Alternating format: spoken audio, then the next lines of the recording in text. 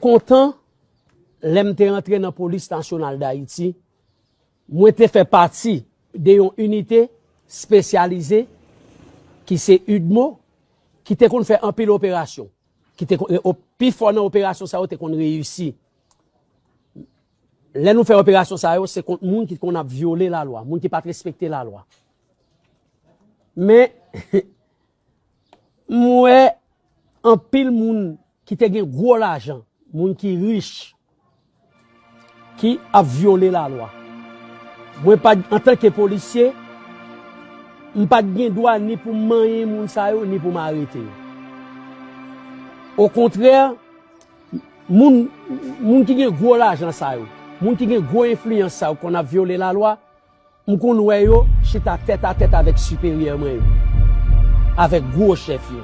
Et puis m'vin réaliser et que la loi pas existé pour moun riche yo et que la loi existait pour seulement moun qui pauvre yo. Photos we obtained from a former police official show a ceremony of Prime Minister Jacques Lafontaine congratulating the officers and presenting condolences for their colleagues killed in the line of duty. Cherizier can be seen on the side. Directeur général police là te félicité comme si pour courage moi, premier ministre te félicité et que pour bravo moi le fait que m'te aidé un policier sorti dans l'école là parce que c'est pas des policiers seulement qui t'es supposé pour la vérité pas de jamais exécution sommaire. Pour l'histoire et pour la vérité pas de jamais massacre dans le Grand Ravine et spécialement dans l'école Maranatha. Et après policier au fin mourir dans goumé pour nous récupérer cadavre et que pour bandit pas de prendre ta la veille pour te bouler yo pour te prendre armes qui étaient sous yo malgré ça la police te perdu son armes et dans échange cartouche n'a pas retourner venir récupérer cadavre te gagne pile échange balle dans échange cartouche ça yo et te gagne ça nous carré des dommages collatéraux si me carré le comme ça te gagne des moun et qui te atteint de projectiles mais personne moun pas ka dit est-ce que c'est policier qui te tué moun ça yo ou bien si les bandits yo parce que moun sa yo retrouvé au mauvais endroit au mauvais moment te gen des tirs croisés en gros c'est comme ça mais pas de jamais question exécution sommaire côté que le policier te prend moun dans l'école là et puis yo exécuté yo tout ça c'est parole que nèg yo formaté de toutes pièces et que pour être capable mettre sous dos la police là pour te joindre dossier pour mettre sous dos gouvernement à l'époque et que organisation doit moun yo et mélanger avec les parlementaires et que yo monté dans Grand Ravine et que nous par contre qui ça qui planifié et puis tout de suite nous entendons que pour convoquer tout policier qui est dans l'opération sous prétexte bon massacre qui est fait dans l'école Grand Ravine. Police brass accused Cherizier of conducting a rogue operation, alienating him from the police force on which he had served 14 years. Ça a affecté moralement le policier, ça a affecté moralement personnellement parce que imaginons ou témoin et comme si nous témoin deux policiers qui a mouru comme si m'a regardé Jimmy Boya Pierre Philidor qui prend balle qui a tombé devant qui a mouru et que ouais pour raison politique parce que nous avons besoin de dossier politique et pour autant que nous-mêmes qui victimes et que c'est nous-mêmes encore nous fait passer pour coupables.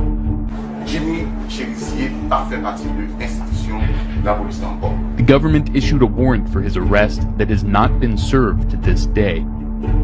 C'est pour rester dans le système là, c'est pour respecter la loi. Qu'on y a souvent une méthode du côté des bandits, ou je mets tête à bandits. Que Jimmy Cherizier connaît, quelle que soit la connexion, il n'aime pas qu'à quitter le continuer, à faire exaction qu'il a fait. L'aime garder tête moi, comme petit malheureux, moi c'est seulement moun qui sorti dans même couche sociale avec moi, c'est moun ça qui me déca arrêté. Et puis moi vinn dire tête moi, système ça son système injuste, son système qui est pas bon. Et puis c'est là que je commence à gagner l'idée, moi dit tête moi, faut moi goumer contre système ça, qui sont système exclusion, qui sont système raciste, qui sont système apartheid. Jimmy Cherizier c'est un ancien policier, il c'est leader et gang yo qui impliqué dans 13 massacres, dans kidnapping, dans viol, tout le monde. Et tout 13 massacres qui fait dans la zone métropolitaine, dans la Port-au-Prince 2018-2021, Jimmy Cherizier, alors Genève toujours impliqué dans tout massacre. Despite Cherizier's firing and police chief Léon Charles' denunciations, Esperance insists they are allies. Et li prend la ria, li fait salve, yo sorti avec Zamio et la police pas intervenu. Policier pas qu'à arrêter monsieur et la police là policier pas qu'à arrêter aucun membre de Genève parce que Genève et allié c'est gang qui plus proche et PHTK qui plus proche par le national. He is accused of a lot of things that I know. A lot of times they say he's doing this and that. He's right there in the MI6. And like I said, I don't know what Pierre Esperance got against him. The RNDDH is funded by the National Endowment for Democracy, or NED, an arm of the US government that carries out destabilization campaigns in foreign countries. In the words of its founder, a lot of what we do today was done covertly 25 years ago by the CIA.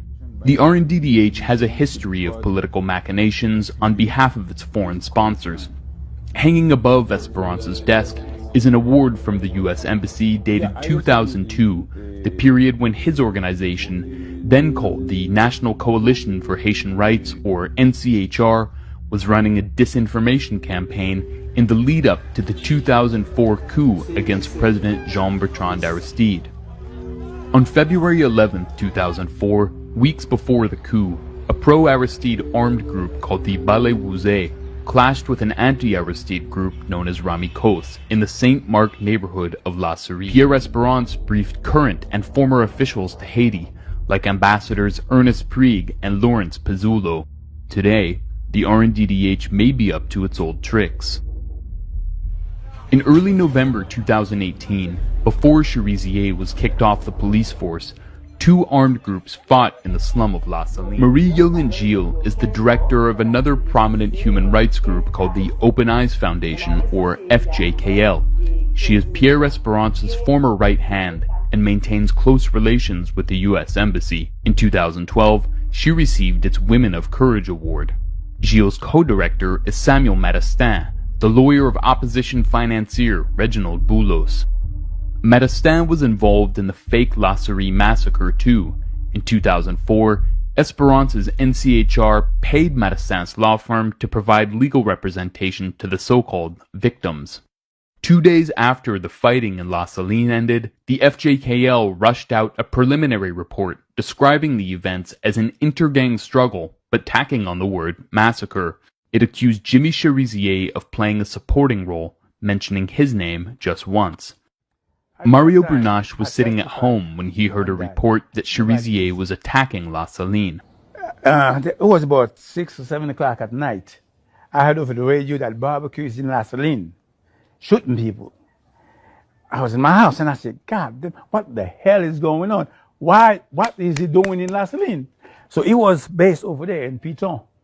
So I ran from my house. I said, guys, what the hell? How come you let Jean-Jean go to La Saline? He said, no, man, he's sleeping over here. And I woke him up. I said, hey, they say you in La Saline shooting people. He said, huh? Pierre Esperance say barbecue had a massacre in La Saline. See, I was pissed. Brunache says he gave testimony to the police and a former law school colleague who works for the FJKL. However, it does not appear in the report. At that time, I testified on that. Nobody listened.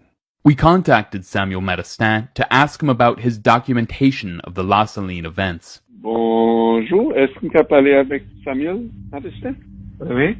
Jimmy Cherizier told us he was never contacted by the FJKL prior to its report, but called Matastin after it was published. Les di nou si nou te parle avec l'État contact une version parle dans rapport nous dire que nous pas de contact li mais si nous te gagne nous t'a parle avec.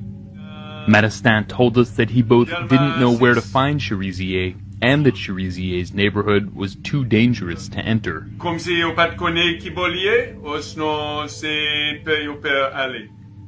Les deux nous pas ni connaît côté nous ka joindre ni pas de monde pas zone qui est accessible pour avoir un enquêteur à prendre contact avec lui.